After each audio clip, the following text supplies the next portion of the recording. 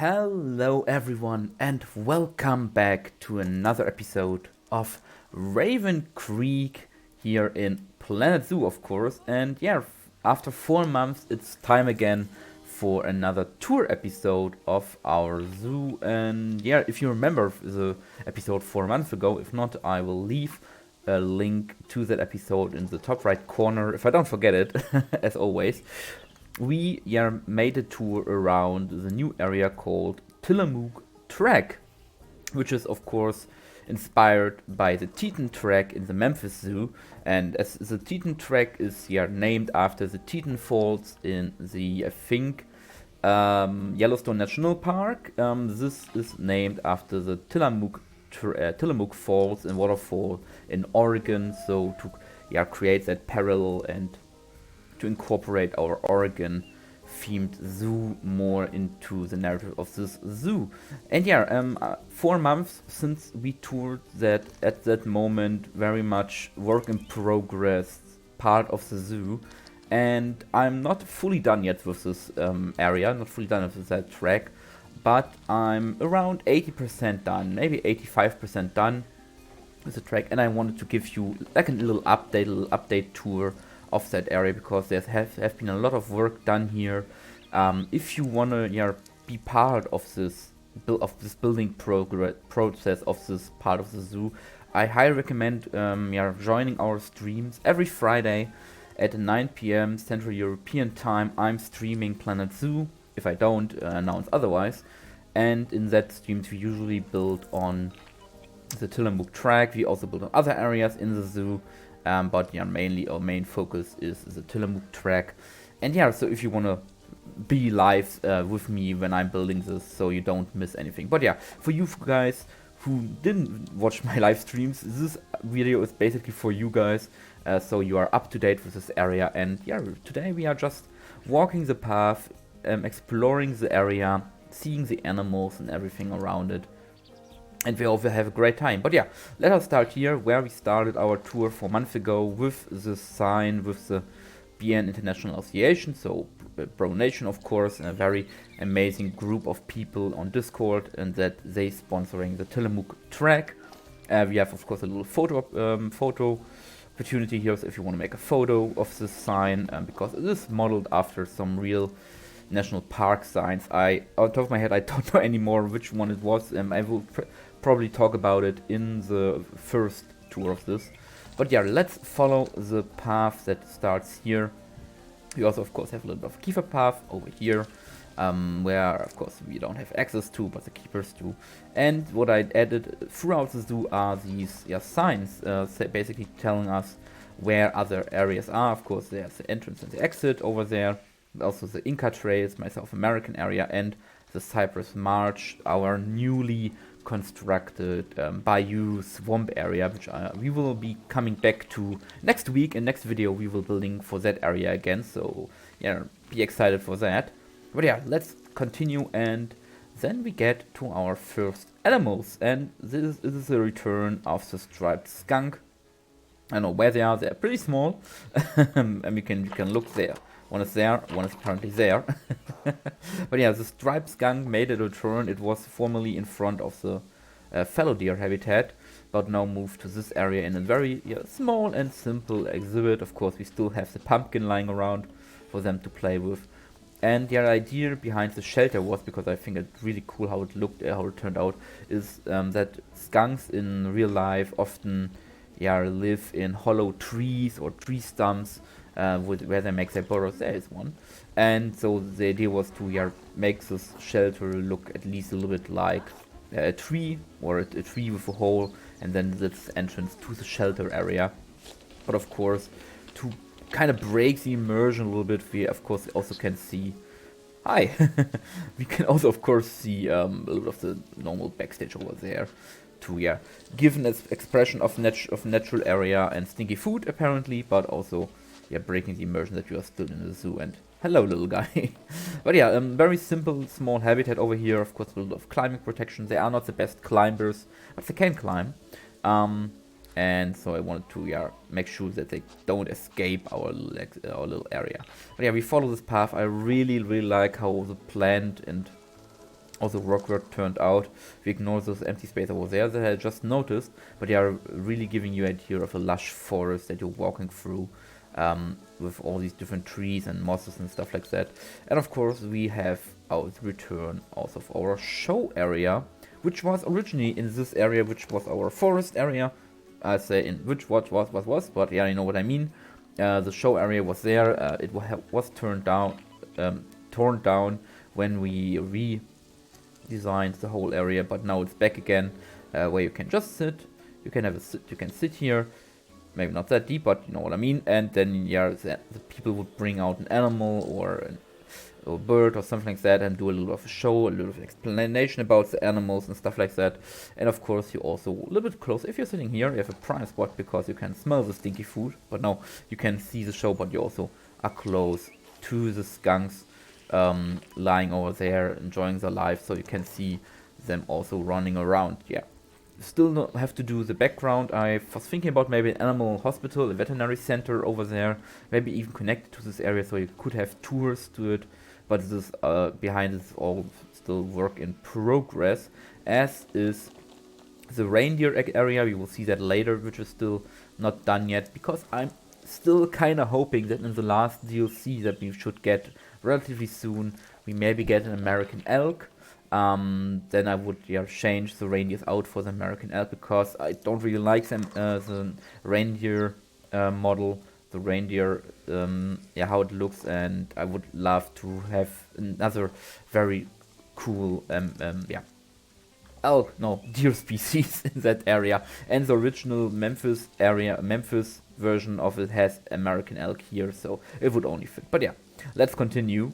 We of course already see this path over here, but we don't get to it. It's not connected, so you will join this area later. We'll come to this area later. But before that, we have a little bit of an aviary over here, with some, what does it say? Short-eared owls. There's one.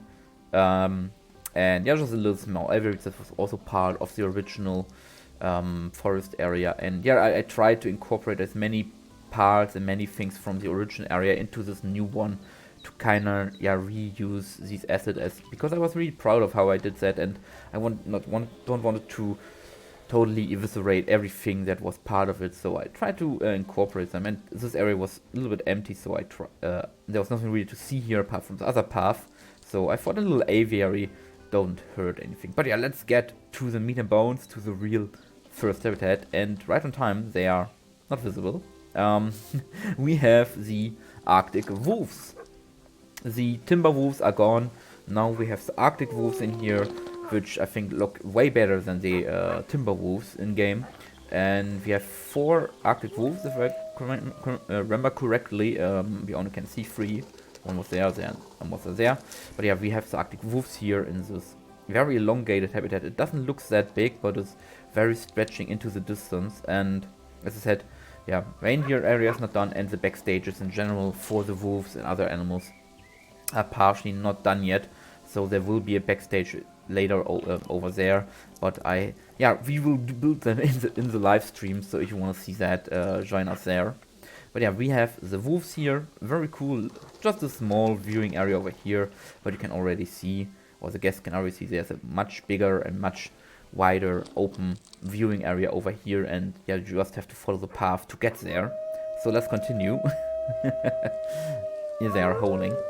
And we get to the main attraction, so to say, of this area, which is, of course, the grizzly bear habitat, where we can't see any grizzly bear.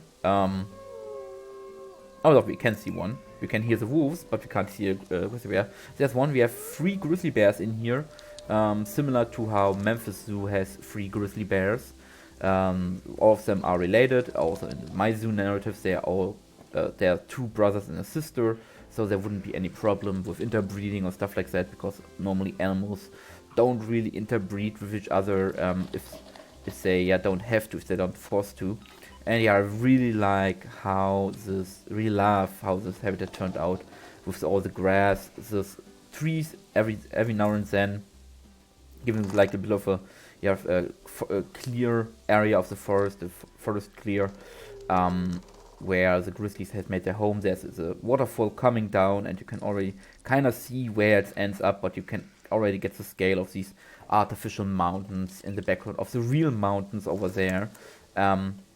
And you can also get a sneak peek into the backstage areas. There is a service door, so a door that's not connected to the backstages, but rather to the general outside area where you can come in with a transporter or with other heavy equipment or with animal crates to bring them directly in. Very cool to have that, and very important to have some bigger doors connected to bigger habitats to bring in heavy machinery and stuff like that. But yeah, really cool how it turned out. When the sun is hitting right, you can see the bears roaming around in here, but it's also a little bit hidden. You can't always see them. There's another one. It's a big habitat. It's a very big habitat, so there's enough space for 3 bears. But yeah, really cool. And yeah, some backstage stuff over there. Some of my pieces that I use in this area. So this will be gone, or it will be filled up with forest once this is done. And we continue, and we have our the bear height measurement made by Drag and me. You can find this on the workshop. He made the polar bear, I made the grizzly bear, and he made the general height measurement system over here. It uses the not on top. It uses the gorilla enrichment thing for children, which is this one over here, so where the children will come up and they try to measure their height against the gorilla. That's the one for giraffes. But yeah, this is behind it, so the guests will actually come up to this scenery piece and jump and try to measure their height against a grizzly bear or a polar bear. So it's really cool. It's interactive. It works. I had it in my old version of this forest area, so really cool. And then we have one of 2 sniffing holes. This is also inspired by Memphis Zoo. They have it there as well.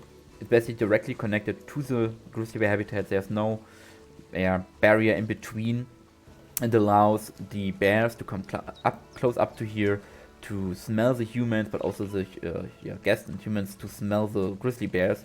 Really cool and close encounter with the 2. And I placed some original pieces near these holes so that the bears would come up to them and do their sniffing animation. So it works sometimes, and you can also see a bear in the background over there. Really cool. Really like the idea behind it, and I think that also this is done also for other animals. But we should keep going, otherwise this video will become even longer than it already will be. And yeah, we get to the basically main viewing over here, the underwater pool area viewing. We can that's really cool. We can see 2 of the bears. Really gives you a scale of the whole habitat, and you have this cool close-up encounter with the bears when they swim over here to the glass. You can sit here. You can watch the bears swimming and playing in the water.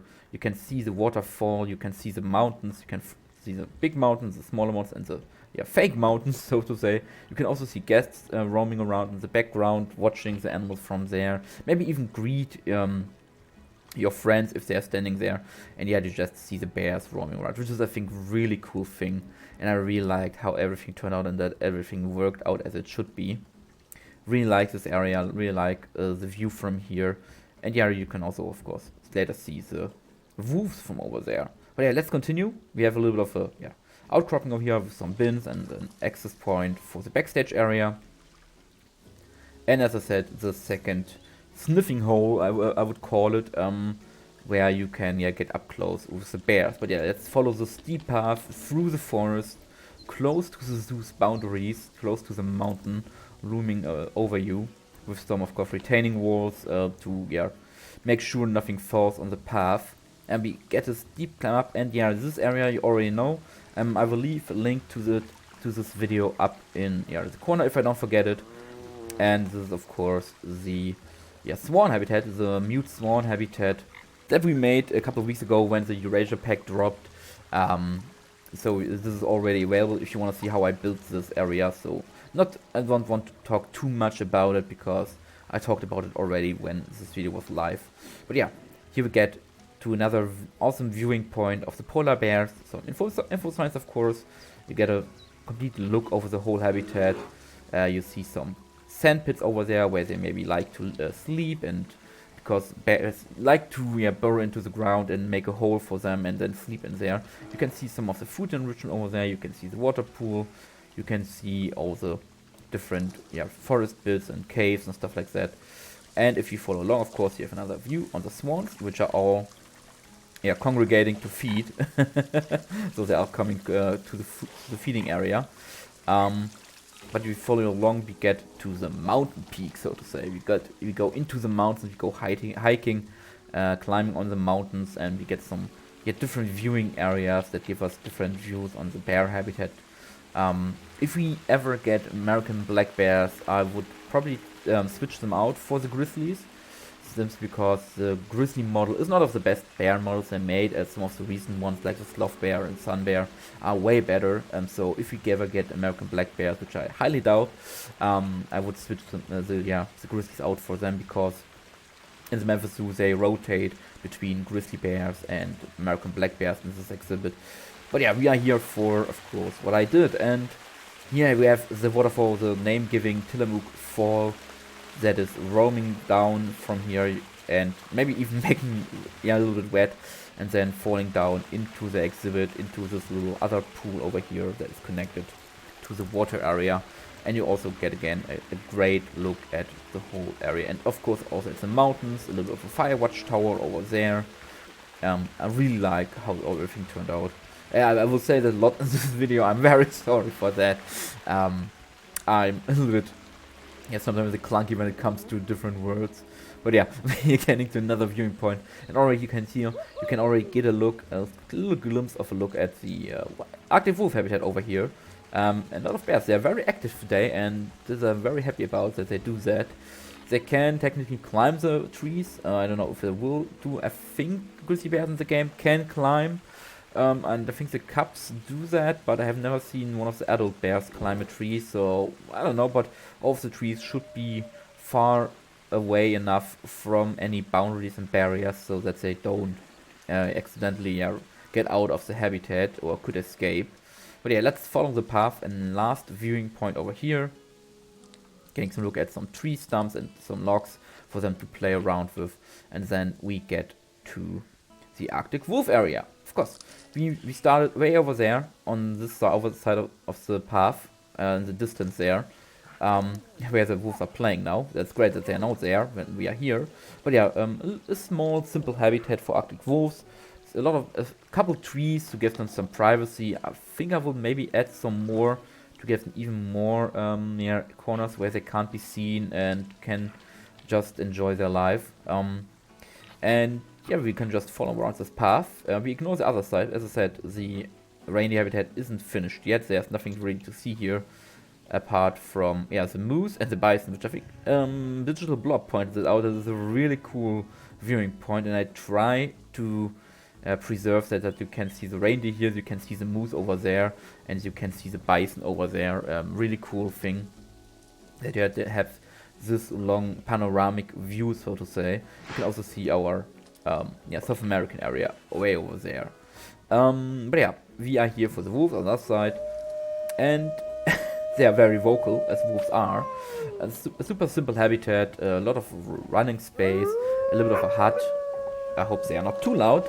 I will make them a little bit, turn the volume a little bit down. A little bit of a hut for them to lay down, a little of water for them to drink, and maybe take a short little swim in. And then basically it. Some people turned out that this is not the best wolf habitat, and I totally agree. There are definitely better wolf habitats out there in the world and other zoos. But this Planet Zoo is not about always creating the best habitats for animals. It's also, especially if you're building realistic, sometimes build some habitats that are a bit they're a little bit cheaper, they're a little bit not as good for animals. Beezy is a master in building some really old, very questionable habitats for nowadays standards. And I decided to still have this habitat because, of course, the grizzly bear habitat is a great one. It is big, it has a lot of space, a lot of stuff to do. The wolf habitat is a little bit on the simpler side, but still it fits this area, and I think this is the point I want to make. Not always creating the most pristine, the most high value habitats, but creating habitats that could exist in a real zoo. And then sometimes in a real zoo, some animals get the shorter end of the stick. So yeah, why not do that also in game? But yeah, we follow the path. We get a bit closer and already see a viewing area over here. And if we follow the path further, we come to this viewing area over here, which has a lot of hay, bedding, so the wolves will come up here to sleep, which is, I think, looks really cool when they do that. Unfortunately, they don't do it right now. And then you can get really close to them and see them sleeping here on the ground, which is very adorable. But yeah, this basically already sums it up. We of course have another bit of path here where you would get some more views on the reindeer / elk habitat once it's done. And I'm thinking of adding another feeding station, feeding area, a guest feeding area over here where you could, under of course the guidance of some stuff, you could feed the deer. Maybe I will do that because I think that's a really cool thing. I had something similar in the old forest area for the reindeer, so it would be cool to get back into that. But yeah, that's already it. That is a basically shortcut path that connects to the entrance of the Tillamuk area, and then this path would be the main path that goes further into the zoo, into the other areas. And yeah, that's the end of this tour. I think we are at around 21 minutes right now as of this recording. And I don't know what we are doing here, but hello.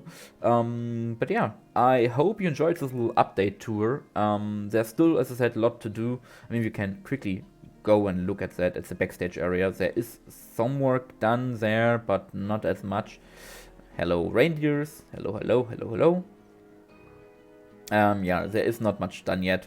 We have, of course, the back side of the mountains, which still needs some support beams. And then we have this fence gate over here, which connects to the main path, ending up here, which kind of a little bit secludes the view to this backstage area. But some parts, the clothes or tapestry, or whatever you want to call it, it's already come down a little bit. But yeah, there's nothing much done here. A lot of concrete, some walls to signify me where the backstage of the bears will be. And if we follow this path, we come of course to a little river system that starts over here and goes into our creek, into the Raven Creek. And then we come to what is finished, the backstage area for the Swans, which is also connected to our restaurant over here that we built many moons ago. This is the backstage of our Swans. Very simple. We saw that also in the video, in the Swan video. And then we have a little of an utility shed over here for, I don't know, electricity, water system, stuff like that. And the backstage of our restaurant. So there's still a lot of work to do here over here for the backstage area. But with time, we will also fill out these empty spaces. Okay, now I have to run back.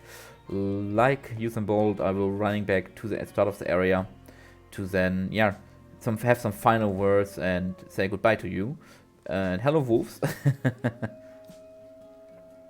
Or let's say what we sit at the underwater area and look at the bears. Maybe one is there. We will see. There's one. Perfect. Okay, so this was the tour of the Tillamook Trek. I hope you enjoyed this little update tour. And if you guys, this is maybe a question. If you guys are interested in a full tour of everything that has been done so far in Raven Creek, so the forest area, the river area we finished last week, the Tillamook Trek area, of course, in a shorter capacity than the South American areas so far, the swamp area and everything in between and around these areas. If you want to have a full tour, let me know in the comments if you're interested in that. Of course, if there's no interest, I don't need to spend, I don't know, an hour or so talking about everything you see. But if you have interest, let me know in the comments, and probably we can do that. Maybe for the 50th episode. I think we are now at 45 or 46 episodes right now. This one, but for episode number 50, so halfway to 100 basically, we could do a full tour of everything Raven Creek so far, and then talk about what will come for the future for this park, because there's still some stuff to do there. But yeah, let me know in the comments if you're interested, and then I will see what I can do. But yeah, for this episode, I hope you enjoyed it. I hope you had a great time. I hope you had, saw some new things, saw some new corners of the zoo, maybe got some inspiration. And if you want to have some more info about certain things, how I build some stuff like that, also let me know in the comments and I see what I can do. And yeah, I hope, as I said, I see you in the next episode, which will focus on our swamp area again. And that until then, you stay safe, you have a great time, and all I have to say now is bye bye everyone.